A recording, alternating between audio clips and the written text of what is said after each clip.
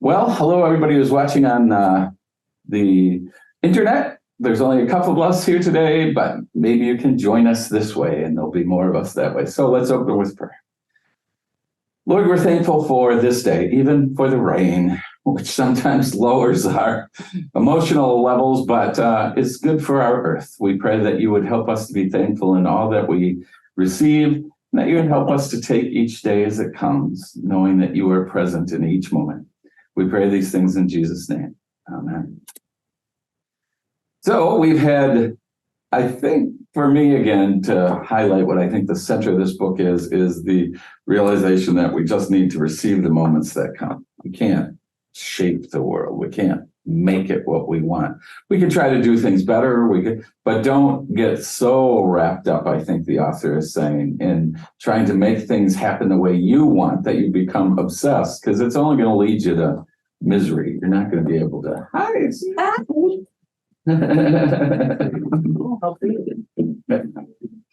For the children's sermon. So we're up to chapter 8 then, and given this world that we can't always make the world what we want, how do we live in that world? And we continue to get advice from the teacher, who says at the beginning of chapter 8, who is like the wise man, and who knows the interpretation of a thing? Wisdom makes one's face shine, and the hardness of one's countenance is changed. Keep the king's command because of your sacred oath. Do not be terrified. Go from his presence. Do not delay when the matter is unpleasant, for he does whatever he pleases. For the word of the king is powerful, and who can say to him, what are you doing? Whoever obeys a command will meet no harm, and the wise mind will know the time and way. For every matter has its time and way, although the troubles of mortals lie heavy upon them. Indeed, they do not know what is to be, for who can tell them how it will be? No one has power over the wind to restrain the wind, or power over the day of death. There is no discharge from the battle, nor does wickedness deliver those who practice it. All this I observed, applying my mind to all that is done under the sun, while one person exercises authority over another to the other's hurt. So what do you hear? What wisdom do you gain from that? When I read this, I think that God created us, okay? And we are in God's image. Well, there is a problem we have because we see goodness and it's not happening. So this, just go on, just accept it. We can't because of the way we're created. Yeah. We want to make it better, or at least that's how I look at life. Yeah, and I would agree that in some ways the wisdom that's offered, especially in this particular one, doesn't really speak strongly to me. It's more of a sense, I think, of what the person's trying to say is, you better at least understand that if you buck the system, there will be a consequence. That's, and we can then choose. Sounds like he offers the advice, or they offer the advice, that it's best just maybe to just go with it, because who has power to oppose? It's almost like saying you can't win against City Hall, so don't try. It's just not going to happen. Though it's hard for me to interpret verse 5, because there does seem to be a different sense in verse 5. Whoever obeys a commandment will meet no harm. So don't disobey whatever you're told by those in authority. And the wise mind will know the time and the way. So it's kind of like, well, you may have to obey. Nick was brilliant at figuring this out sometimes when they were in situations. You can follow the order without really doing what they intend. You can bend the order to your own sensibilities in such a way that you're not necessarily giving them what they want. That I'm trying to think of a good example. If they tell you, someone tells you, that person needs to be out of that job, which they're intending that you fired the person, you could move them to another job. You followed the order. They're no longer in that job, but you have not, necessarily.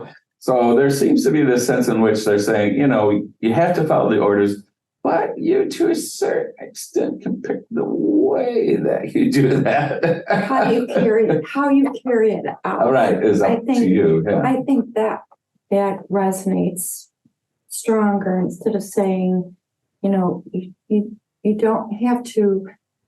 I think as sinners, we have to be mindful that we often want to manipulate things to make us feel comfortable. Right? But that's our sinful nature. So how do you find the right balance to make adjustments, to move forward and progress that's not so focused on yourself, that there's a bigger picture out there. And that's tricky. And I think the core of the message is that we are sinful. And we do need to have some kind of order for things, because otherwise things would be in chaos, right? Yeah, I think that that's certainly it. One of the things we struggle with as humans. How do we maintain order in the world?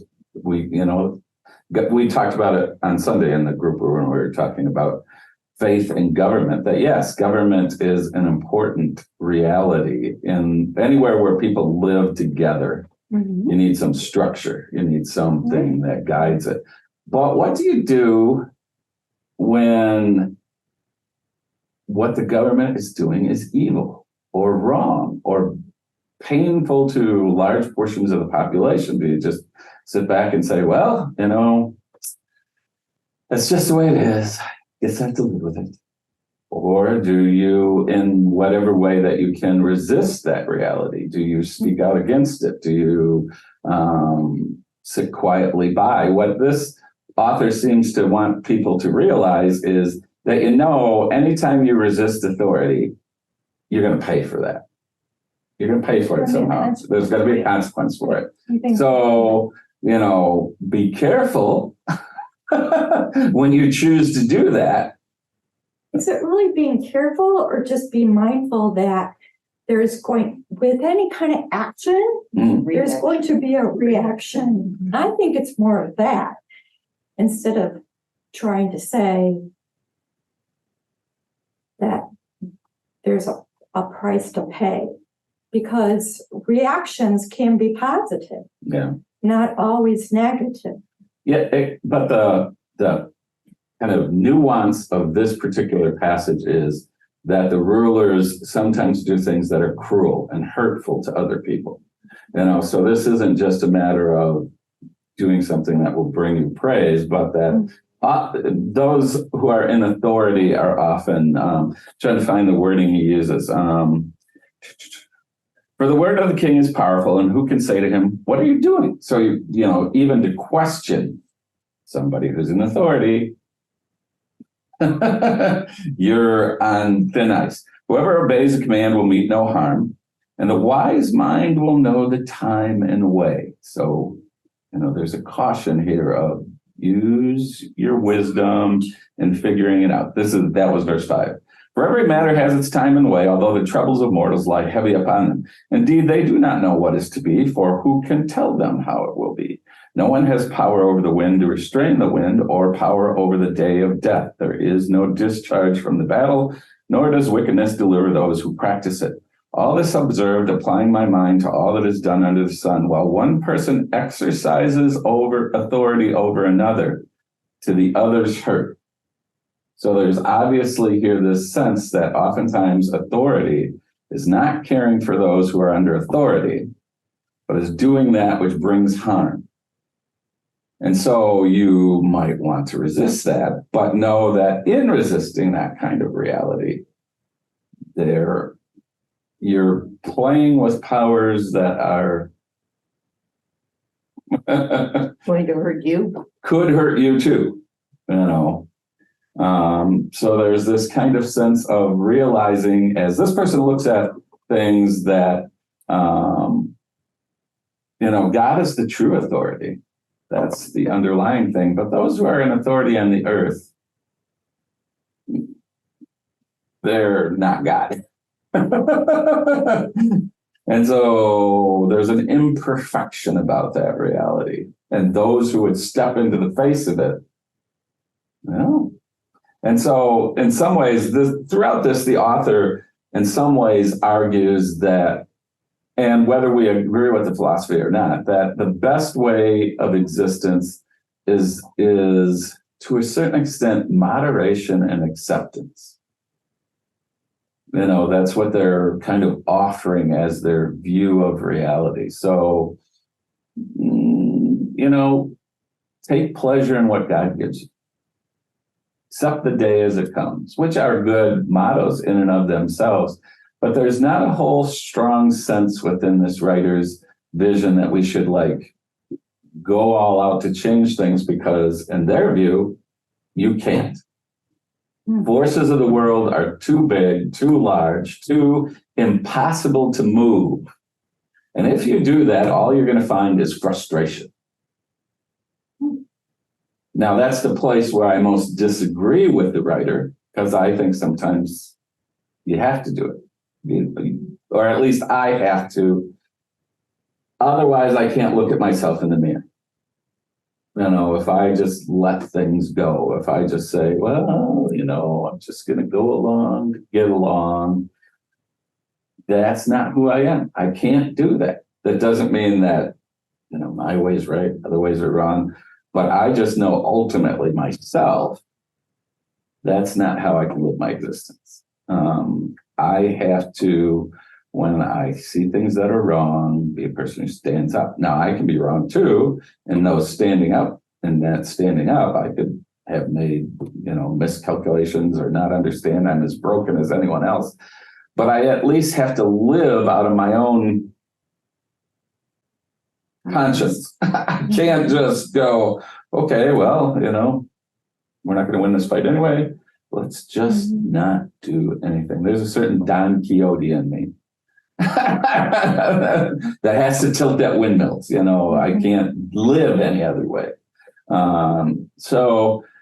But I do hear the author saying what's true, that whenever you face authority, there are consequences that roll with that. You can't oppose those who are in power, whether it's non-violently or violently or however you do it, without there being repercussions that come with it. We can look at the civil rights movement. Here are these people who are trying to change what they think is wrong. They stand peaceably. They never, raise a hand against anybody. Well, they still were mowed down by police officers with dogs and thrown in prison, and some of them killed. That was just, that's what happens when one chooses to oppose authority. That's the way the world works. Those in authority do not like people who call into question the things they're doing. Even the best of us who are in authority don't like it when people make it public or push too hard. We want people just to feel challenged. Yes, you want people to fall in line. Yeah, get in line. and it's interesting because, I think education is like that. You're always learning, whether you're in a workforce environment or anything that you do with your hobby, with gardening, learning new methods, and why do we do it that way? For those reasons. Well, why are we doing it that way? having a deeper faith and connection, and how do you grow, and how do you get there? It's, by learning and trying new things and talking, interacting with different people. And I think about even in nursing, when I started in a career of nursing, you did things according to the textbook. You didn't really say, why you did what you were told. This is, what you have to do. And then things started to come into question as more research happened as far as science. And what was coined was evidence-based practice. Why do we do things the way that we do? Because we have evidence and research to make these assumptions that it has to be done. And something we weren't doing correctly after they did the research. It's like, okay, so now we're switching gear. But why? And it was just to answer that question, because it was challenged. Well, why are we making this change? Well, evidence-based practice shows. And then it kind of eliminates that whole thing. Yeah. So, well, what I think of in these words is, I know many people who lived through the Nazis, and the Germans said nothing, and the killing went on and on and on. Same thing in Russia, because if you did talk up, well, take a look at Putin, who died in that airplane. He talked against Putin. Yeah. So That's what happens. Yeah. So I'm looking like the king or the head of the government. There are some bad governments where you just don't speak up and you go along. Here in the United States, it's a little different. We carp about everything. We're going to give you free COVID shots. Oh, you're spending all the money now. You're doing this and that, but they're lined up to get the COVID shots. Our government's a little different. It's different, and yet there's still instances when to stand against powers that be. Yeah, it's a little different. Cost you. People who said, "I'm not going to go fight in Vietnam." Yeah, got sent to prison. That was the way it was. They made the decision that this was not something they could do. Yeah. But the cost was, you did this. The civil rights movement had huge costs to people to stand against the powers that be. Even, there have even been administrations, and not just one, so I'm not picking on anyone in particular, where someone in an administration will challenge the president and say, I think that's a bad idea. And the next day, their stuff's out on the street because they've been fired. Because the people in authority don't always want to hear someone who will challenge their vision of reality. And so I think it's good to know, I think the writer's right, that people in authority can do things to you if you disobey. And then you have to make the decision about how you're going to handle that. But let's look at the next section then. This one runs from 8:10 through 17. Then I saw the wicked buried. They used to go in and out of the holy place and were praised in the city where they had done such things. This also is vanity, because sentence against an evil deed is not executed speedily. The human heart is fully set to do evil. Those sinners do evil 100 times and prolong their lives, yet I know that it will be well with those who fear God, because they stand in fear before him. But it will not be well with the wicked, neither will they prolong their days like a shadow, because they do not stand in fear before God. There's a vanity that takes place on earth, that there are righteous people who are treated according to the conduct of the wicked, and there are wicked people who are treated according to the conduct of the righteous. I said that this also is vanity, so I commended enjoyment, for there is nothing better for people under under the sun than to eat and drink and enjoy themselves, for this will go with them in their toil through the days of life that God gives them under the sun. When I applied my mind to know wisdom and to see the business that is done on earth, how one's eyes see sleep neither day nor night, then I saw the work of God, that no one can find out what is happening under the sun. However much they may toil in seeking, they will not find it out, even though those who are wise claim to know. They cannot find it out.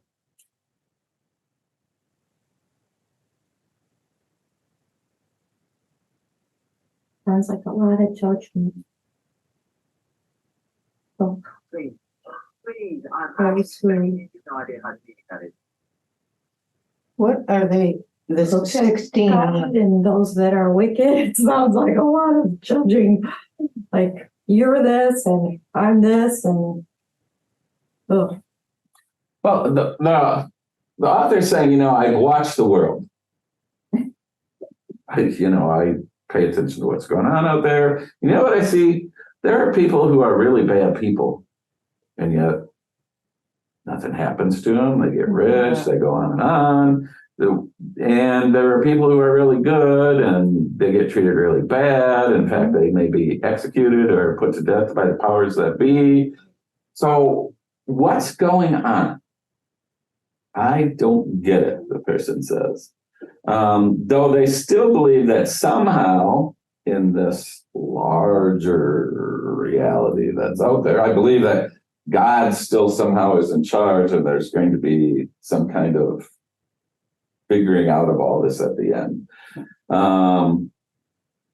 But I don't get it. I don't understand. And he says, you can try to understand it. You can spend all your life trying to figure out why this happens or why that happens, but you know what? You never will. It's a mystery. It's a mystery that only God knows the answer to. So, what's best is just to not knock yourself out trying to figure all that out. Just, your life is a gift. So enjoy those moments that you get, your work, your family, food, those are gifts that are before you. So don't, those who try to figure all this out are doomed to frustration. Who wrote this again? Who do we think wrote it? We don't know. It's part of what's called the wisdom tradition of the Old Testament. The Old Testament wisdom tradition is basically a tradition that looks at the existence of life, or it looks at our existence. Most of what's in the Bible is what we call revelation. So God tells people something through prophets or through what happens in the Exodus or whatever. God is acting on things. The wisdom literature doesn't look for revelation, and it says instead, if we look at the nature of the world, what do we see about God?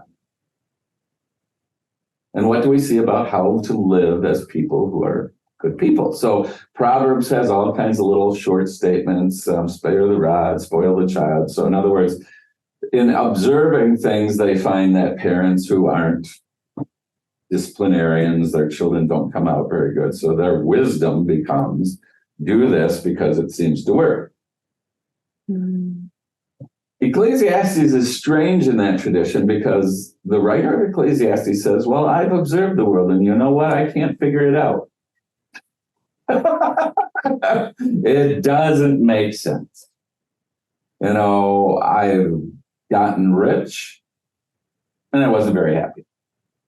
I've gotten really wise, and I wasn't very happy.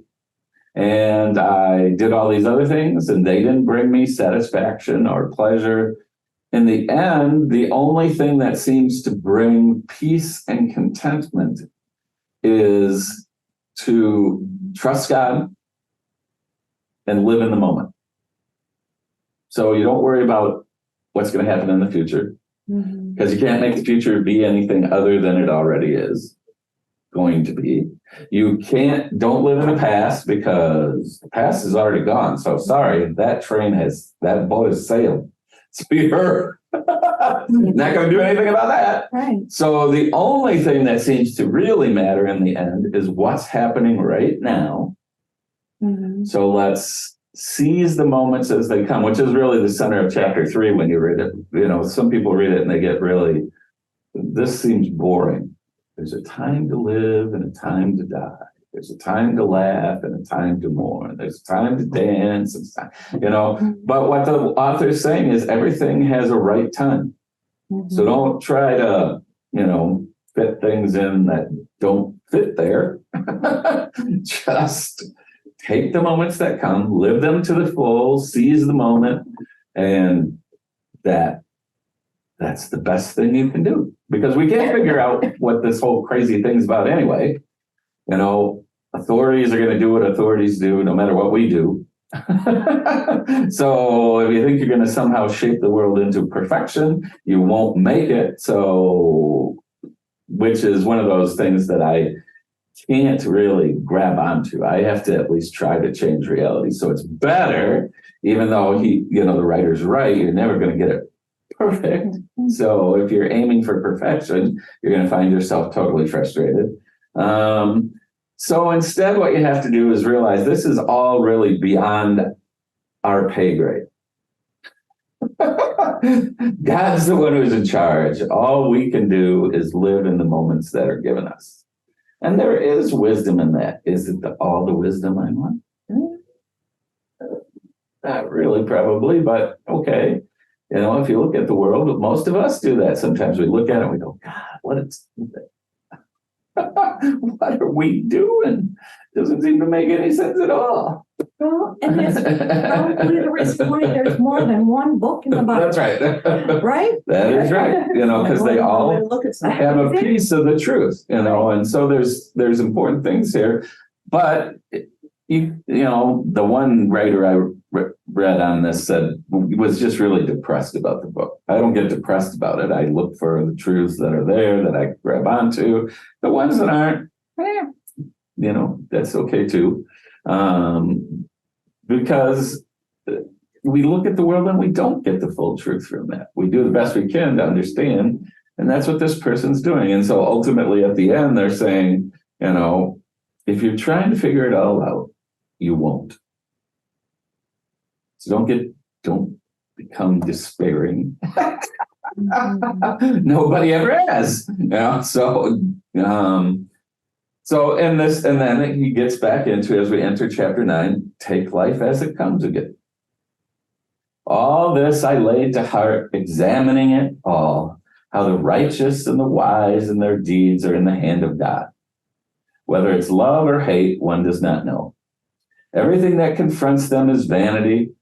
So the word vanity there is like smoke, vapor. It's like trying to grab something that, since the same fate comes to all, to the righteous and the wicked, to the good and the evil, to the clean and the unclean, to those who sacrifice and those who don't sacrifice, as either good, so are the sinners. Those who swear are like those who shun an oath. This is an evil in all that happens under the sun, that the same fate comes to everyone. Moreover, the hearts of all are full of evil. Madness is in their hearts while they live, and after that they go to the dead. But whoever is joined with all the living has hope, for a living dog is better than a dead lion. The living know that they will die, but the dead know nothing. They have no more reward, and even the memory of them is lost. Their love and their hate and their envy have already perished. Never again will they have any share in all that happens under the sun. Go eat your bread with enjoyment. Drink your wine with a merry heart, for God has long ago approved what you do. Let your garments always be white. Do not let oil be lacking on your head. Enjoy life with the wife whom you love all the days of your life, vain lives that are given you under the sun, because that's your portion in life and in your toil, at which you toil under the sun. Whatever your hand finds to do, do with your might, for there is no work or thought or knowledge or wisdom in Sheol, the place of the dead, to which you are going. I like that. Very Old I like Testament. the, Yeah, passage. but It's Yeah. just Old Testament. Dog Yeah. better than a deadline. Right. Yeah. It's just, In other words, if you wanted to put it in more human terms, a living worker on the line is better than a dead CEO. You'd rather be someone who's alive, at least you're alive. When you're dead, you're dead. That's it. It's all done. There's nothing more that goes on. So it's better to be alive in that sense, in that you at least are feeling and experiencing and having things happen. But when you're dead. That's it. There's nothing else. well, it's Old Testament. Jesus hasn't come, so it's. Yeah, I can really I hear just that kind of it's like- not there. Yeah. It's, so, I mean, part of it, I don't know. But the flip side of that is, and this is where it's been interesting to talk with people who are deeply steeped in Judaic thought. To many of them, our concept that, everything will be made up in heaven. To them, that becomes an excuse for not doing something now. We leave it all up in God's hands and we say, oh, well, it's not our problem. In some Christian scholars who've struggled with that say it's pie in the sky, by and by theology. So everything's really awful here, but don't worry. We'll all go to heaven and then it'll be all fine. You can get into an extreme in that sense in which you're saying, okay, well, what I do now, where within Judaism of this time period, and not within Judaism of today, there is a sense of afterlife as part of things. Since Daniel and that middle testamental period, that has become a part of what Judaism embraces.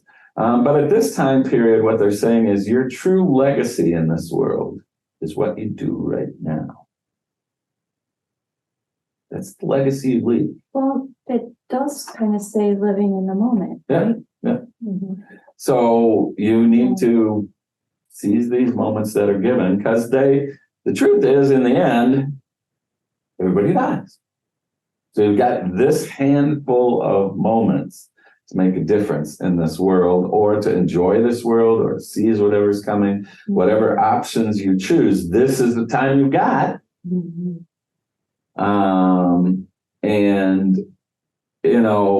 And what they, for some people that would be, well, then let's just, be selfish and do whatever we want. But the writer of this book says, well, you can do that, but in the end, that doesn't bring any satisfaction either.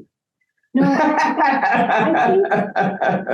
my comment about being Old Testament was that the making it sound like death is just the end. Mm. That was my, Yeah. that's why I brought it up. Yeah. Not that. Yeah, and that at this time period, yeah. Fix everything. Yeah. But for this, it just makes it sound like, well, when you're dead, you're just dead. That's it. You're done. It's over. Yeah. Right. That's what he is saying. When it's done, it's done. And again, we would kind of say that's not our vision of reality. Yeah. But there is a sense in which it is truthful in the extent that once you're dead, you no longer have any influence on what's going on here. Right. Your chance to make, I've talked to some people about 65 was kind of it was a moment of, Chris seemed to go through 65 and it wasn't a problem at all. For me, it was a problem in that I suddenly found myself at this juncture point of, at one level you get to 65 and you say, gee, I'd really like to rest now, take more time for myself, eat more, do more reading, do more playing, do whatever I'd like to do. But at another level, the other side of me said, you only have you have much less time to make a difference now. You don't talk in decades anymore. You're talking years. Yeah, and so suddenly there's this sense of my ability to make a difference in this world is rapidly coming to a close. Right. So that means, not that I'm afraid of what's going to happen after I'm gone, but more my opportunity to do something it has to be now. The love I want to show has to happen now. Any work I want to do for justice has to happen now. Because Well, you're back to live in the moment. yeah, you're back to, you only got so many minutes, so you better make the most of those minutes, both at the level of making a better world, but also in the level of just finding some joy in yourself in those moments. So you're kind of in that, in a different sort of sense. And I think when we're young, we don't think about these things. Oh, no. We think we're gonna live forever. You are. There's plenty of time to do whatever. Our parents told us, I'm sure, told all of us, the older you get, the faster time goes. No, that's And true. we thought, you don't know what you're talking about. Mhm. And it's so true. Yeah. It is so true. And so there's a certain reflection in this of that same reality, you're heading toward the end, Mhm. and everybody in this life eventually gets there. You don't get out of this life alive. in the physical human body sort of sense, you don't get out of here alive. You're gonna get there. So there's this sense of asking you to think, okay, what are you going to do with it? And his reflections are, well, you can make a lot of money, but so what? When you do it. Someone else is going to get it when you're gone. So that's doesn't seem to be, Well, A back real to big live in thing. the moment. yeah. You could get all kinds of wisdom. You could be the smartest guy in the world, but so what? Leading. So what? You could fulfill every one of your physical desires. You can live for sexuality. You can do all these things, but so what? So I don't know, but you make a difference in somebody else's life. It makes me think of that, remember when Chicken Soup for the Soul was such a popular Yeah. book?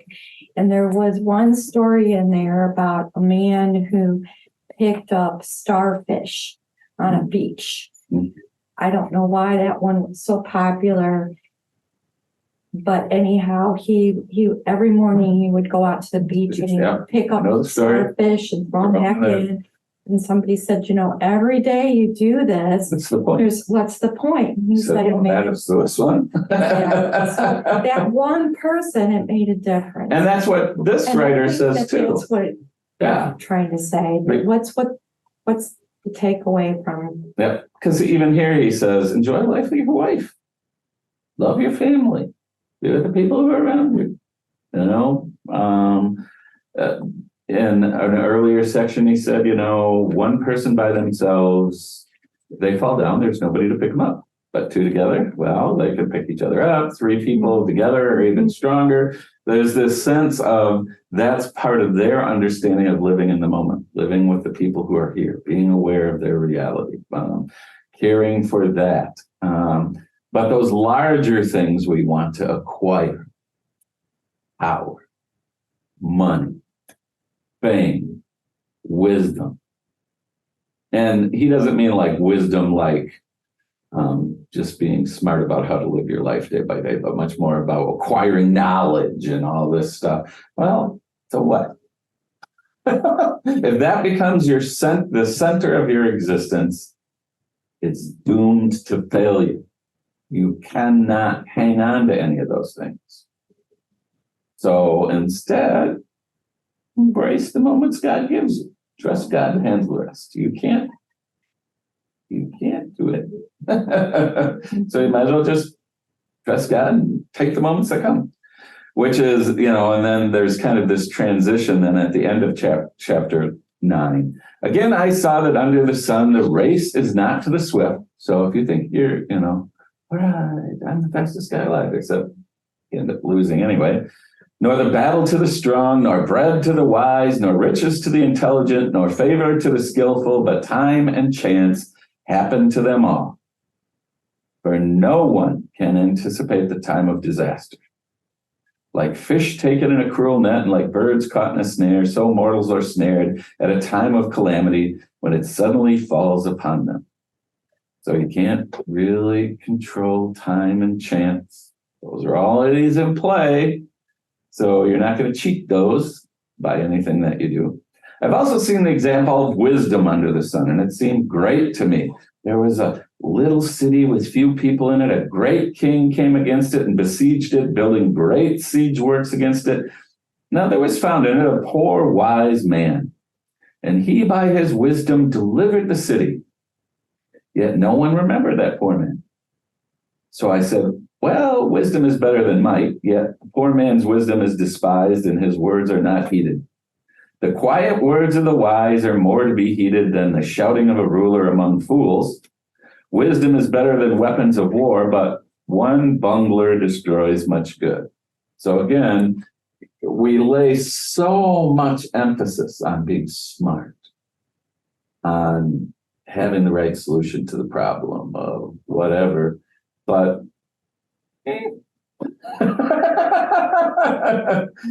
people who are trying to be great athletes, well, one day you're going to get beat anyway. People think if they have the biggest army, they're going to win the war. Well, that doesn't always work. Chance, fate are part of existence. It's still better to be wise than stupid, but do the best you can with what you got.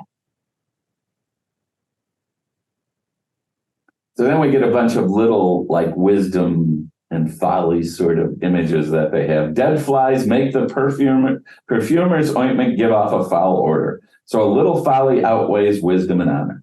So, you can be really great on most things, but that little bit, that's probably going to be what people remember. The heart of the wise inclines to the right, but the heart of a fool to the left. Even when fools walk on the road, they lack sense and show to everyone that they are fools. If the anger of the ruler rises against you, do not leave your post, for calmness will undo great offenses. There's an evil that I have seen under the sun, as great an air as it proceeded from the ruler. Folly is set in many high places, and the rich sit in low places.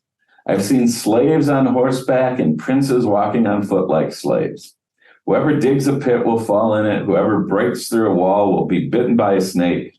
Whoever quarries stones will be hurt by them, and whoever splits logs will be endangered by them. If the iron is blunt and one does not whet the edge, then more strength must be exerted, but wisdom helps one to succeed. If the snake bites before it is charmed, there is no advantage in a charmer.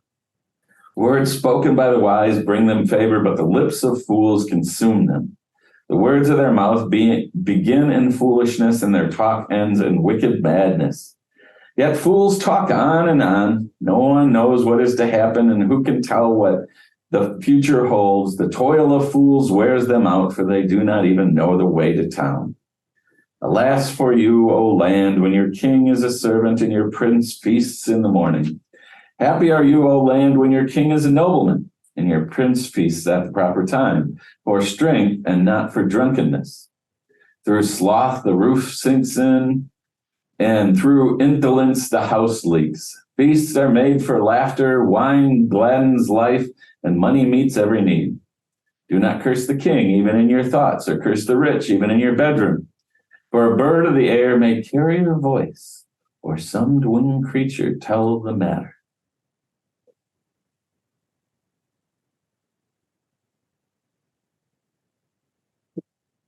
I think we're back to choices and then reaction and the consequence.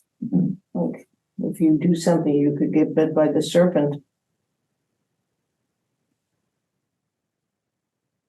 Well, I mean, there's also a sense in sometimes the greatest strengths people have are also the greatest weaknesses. Things are never as clear quite as they seem. So you're working as a quarrier in stone, well, then you've increased the likeliness that a stone's going to fall on your head. If you are a guy who chops wood, then there's greater likelihood that, somehow there's going to be an accident where you'll get hurt. I mean, everything you do has kind of a plus minus sort of thing. So you're right. Then you choose based on what you know those pluses and minuses are. That's the best you can do. Not anything else you can do, but do what you can do. So don't, also don't then build up this hope that somehow it's going to last forever. It won't. People will be forgotten. And think about it. How many, we remember some famous people, but hardly any. In 2,000 years from now, maybe a bunch of them won't be.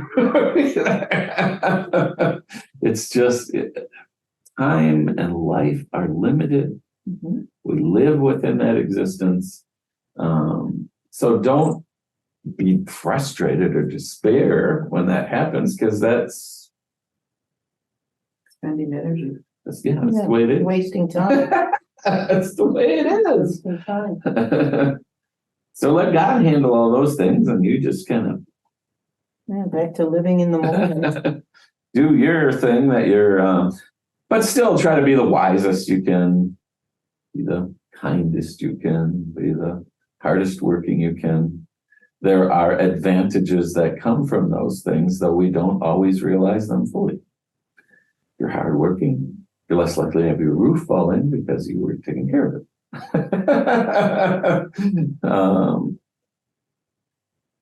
Send out your bread upon the waters, for after many days you will get it back. Divide your Can you means. stop? That's I've heard that over the years a gazillion times. Okay. What's that sentence mean? Well, what do you Cast think? your bread on the waters. What does that mean? What do you think? I don't know. I ask you.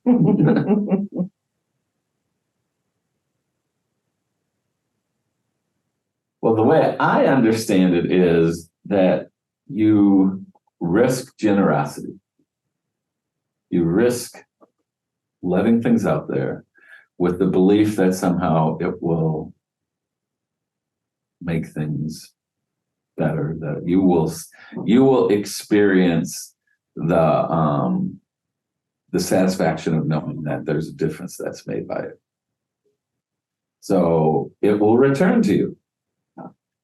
But I don't necessarily mean in the terms of, there was a book out a while ago, and I don't even remember the title, that said, oh yeah, if you give these things, then God will give you back 50 times. Well, no, not necessarily. But what it does mean is that there's something to risk. That reality is to find that there's something important that happens in it. So I cast my bread, I give my wealth to wherever to try to make a difference.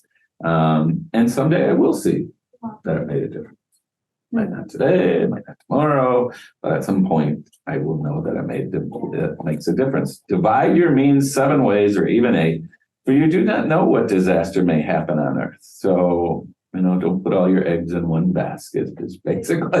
Or is it just trying to say in this passage that there is a future, again, a consequence? You threw something in the water is going to bring it back. It's going to flow back to you. So that's not in that moment. At that moment, you cast it. Yeah. But something might occur Right. in the future because of what you did. Right. So it's to me, it's kind of a break to say, yeah, live in the moment, but also be mindful of what your actions are today. Yeah. Might influence a future. When I look at creation, we might do this today, but what's the consequence in the future? How is it going to impact our world? Mm-hmm. Yeah. Or how you help someone today, they're going to help someone tomorrow. Right. Pass it forward. Yeah. If you are kind to someone today, they may, and then they turn around and be. Right. Yeah. Whereas before it was a lot of being in the moment. Whereas this, I think that there's like a little window of, but tomorrow. Yeah. I don't know. It's Yep. when you read it, that's Yep. what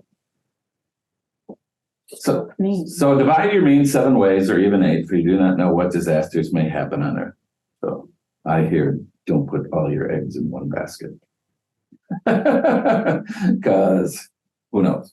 When clouds are full, they empty rain on the earth. Whether a tree falls to the south or to the north, in the place where the tree falls, there it will lie. Whoever observes the wind will not sow, and whoever regards the clouds will not reap. So if you're just looking for signs that tell you what to do, you end up doing nothing. Just as you do not know how the breath comes to the bones in the mother's womb, so you do not know the work of God who makes everything. In the morning, sow your seed. At the evening, do not let your hand be idle, for you do not know which will prosper, this or that, or whether both alike will be good. Light is sweet, and it's pleasant for the eyes to see the sun. Even those who live many years should rejoice in them all. Yet, let them remember that the days of darkness will be many. All that comes is vanity. Rejoice, young man, while you are young, and let your heart cheer in your days of your youth. Follow the inclination of your heart and the desire of your eyes. But know that all these things God will bring you, and for all these things God will bring you into judgment. Banish anxiety from your mind and put away pain from your body, for youth and the dawn of life are vanity. Aging process. Won't Can't be stop young- it. yeah. Won't be young forever, but enjoy it while you're young. Because tomorrow you'll be old. It's right. It's Yeah. true. It's true. You know, how often have we said in our aging, youth is wasted on the young? You get these little families. I took the graduate course on maturity and aging, and this pretty much says it. You know how you look. You know, and again, it says, you know, young while you're young, but no, you also have consequences for that. So there's judgment that comes with anything you do. Sure. But, you know, within reason. Remember your Creator in the days of your youth, before the days of trouble come and the years draw near, when you will say, I have no pleasure in them. Before the sun and the light and the moon and the stars are darkened and the clouds return with the rain, and the day when the guards of the house tremble and the strong men are bent and the women who grind cease working because they are few, and those who look through the windows see dimly. When the doors on the street are shut and the sound of the grinding is low, and one rises up at the sound of a bird, and all the daughters of song are brought low.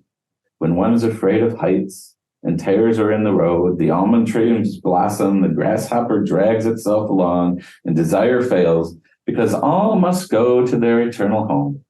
And the mourners will go about the streets before the silver cord is snapped, and the golden bowl is broken, and the pitcher is broken at the fountain, and the wheel broken at the cistern, and the dust returns to the earth as it was, and the breath returns to God who gave it.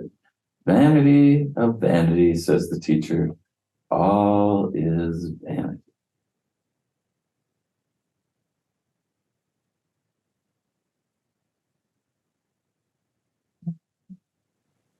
One of the things that I studied in this course is that you get to a certain age and you don't fear death, you accept it. This guy has not accepted it. He just is really like, oh my gosh, it's awful, but yeah, it isn't. And is that because we are Easter people? Because we are what people? Easter people. No, it's just this was like psychologists Oh, okay. that in fact, when I read that passage in the book, it was called the longitudinal study, Okay. and it started in the late 50s when all of a sudden we realized that people were living older, Okay.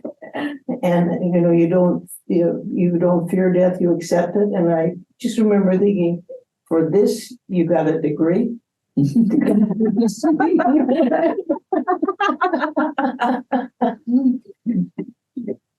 Okay.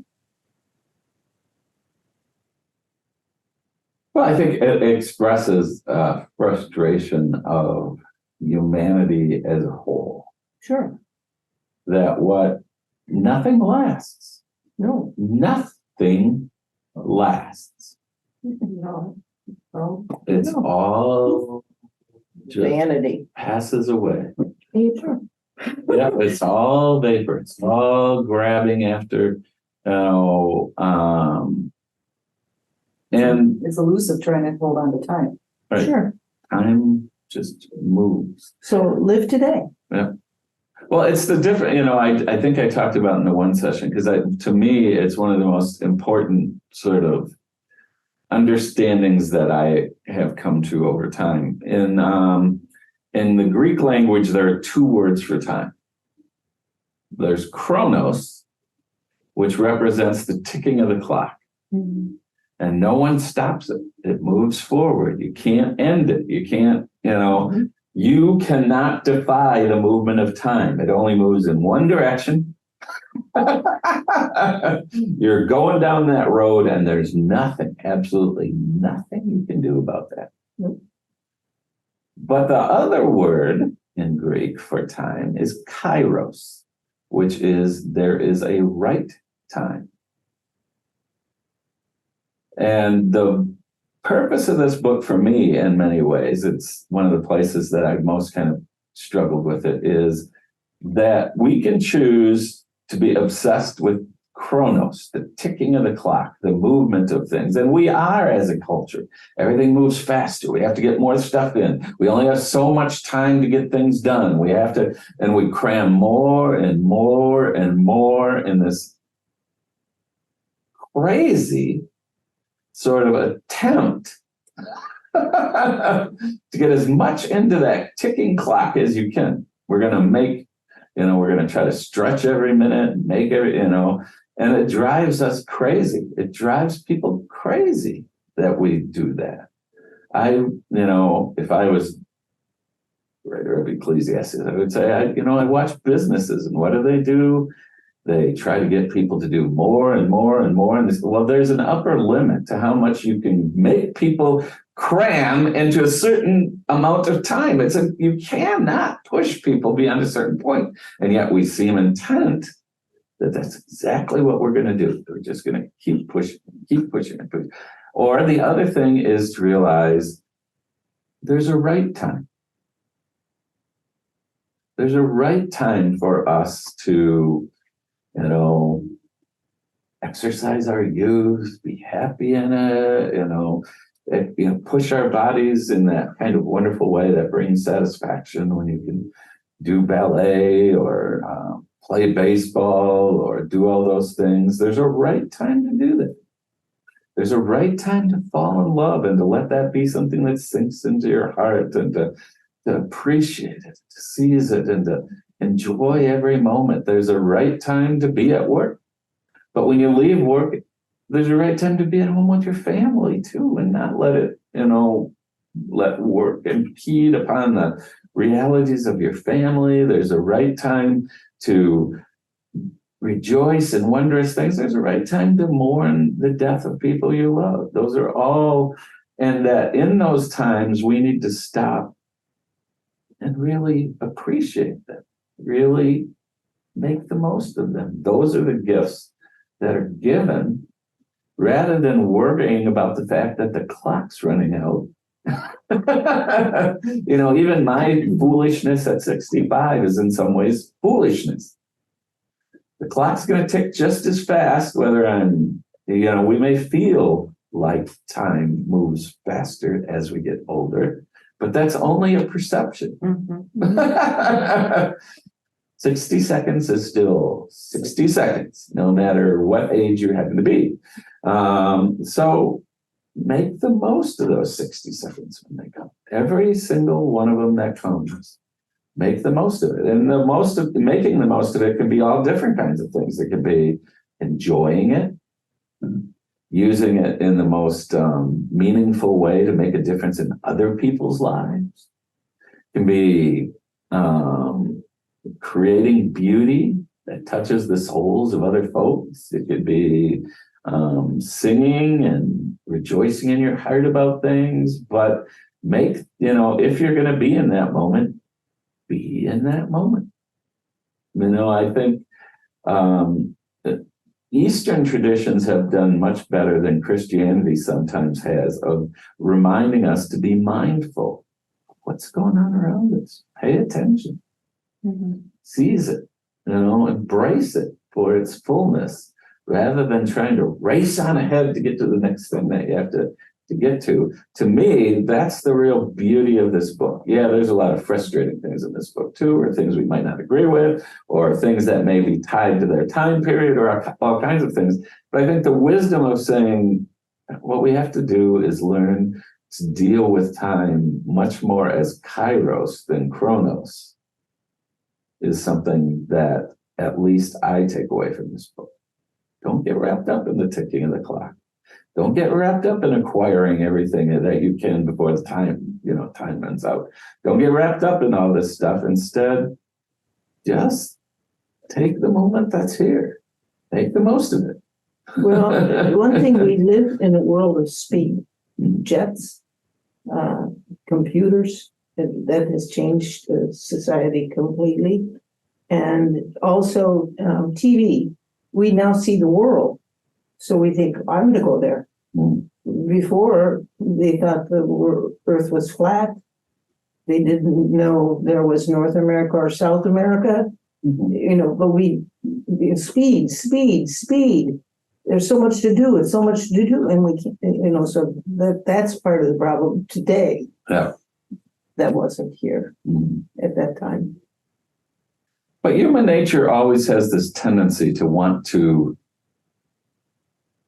control, to acquire, to be the one who shapes reality. And what this book says is, well, there's a limit to how much of that you can do. You can't shape all reality. Time, chance, fate, all that's part of the puzzle. You can't make it be what you want it to be. You can receive it as it is, you can enjoy it or alter some things the best you can. But people seem to have this thing, we obsess about things. We obsess about our possessions, we obsess about our getting old, we obsess about our right to do whatever we want. These are all obsessions that the book says, those obsessions ultimately will be frustrated. You can try all you want to do all those things, but you can't. Now you can say, I'd love to go to China someday, maybe plan toward it, do your best to get there. But if you don't, you don't. That's the way it is. You can do your best to love and care for other people. Are you going to turn the world into a paradise? No. So don't obsess about it. If you want to do those things, that's fine. Do them. Find joy and satisfaction in them. Know that you're doing the will of God in doing those things, but don't allow the failure to make the world perfect make you bitter and angry. I'd like to go back to something you said about the nursing and then changing, Had not people thought in the future, we would still be the way nursing back in the, in the olden days, we wouldn't have changed. So there is some good in thinking ahead. There's some good in getting on a topic and staying with it. So not everything is, but looking at when was this written? Well, thousands of years ago, and things were different then. But today, there is movement. You should look at it. Yeah. But I think the author would acknowledge that as a reality too. I think that what they would say is, what is unhealthy Oh, sure. is when you go, you try to make those changes and they don't come fast enough. They don't move fast enough along. And suddenly you're cursing all the people who don't see the world as you see it and aren't, moving along the way you want them to. And all you feel is anger and bitterness about the fact that things aren't happening the way you want. Then that's not good for you. It's not good for the people around you. If it brings you satisfaction to work toward that, then that is good. Do it. I work for things that I know in my lifetime will not happen. Well, I'm talking about, I talked Yeah. about plastic. I Yeah. know I won't solve it, Yeah. but it doesn't, it still just breaks my heart. Yeah. when I And see- you have the opportunity to do something about it if you want. Yeah, Knowing that probably you won't solve the problem. But, that's what it was, you were talking about, well, don't recycle because they're not going to do anything anyway. I still do because I'm doing what I can. If other people then don't take it the next step, if I put recycling out there and they don't recycle it, then that's not my fault. no, I recycle, yeah, but just yeah, yeah. not as much plastic anymore. Right. And also we have the option to say, you should be recycling this, government. And so I know. by God, if we're going to put the recycling out there, then recycle it. Well, you know what, I my prayers, a lot of prayers are to God that give us the ability to recycle. Yeah. Give the scientists the knowledge to make it Right. happen. Yeah. And that's, it's always, I think what the author is trying to do is just put it into perspective that we as humans are limited in our ability. We might like that, we might not like that, but that's the way it is. So live within those limitations. That's you can't do anything else. Well, I would like to see what the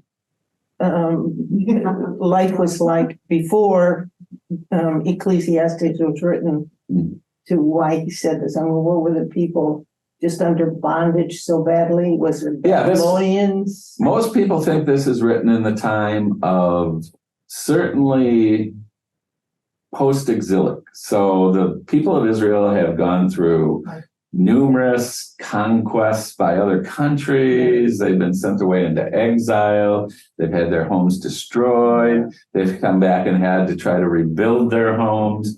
It could be as late as now they're in the period when the Greeks are conquering them, are oppressing them again. And once more, there's kind of this sense of, well, we keep trying to do what's right. We keep trying to build it just gets ripped down by someone else who comes along and conquers us. And so, I'm sure at that point, many were asking the questions, well, why do we keep doing this? What good does it do?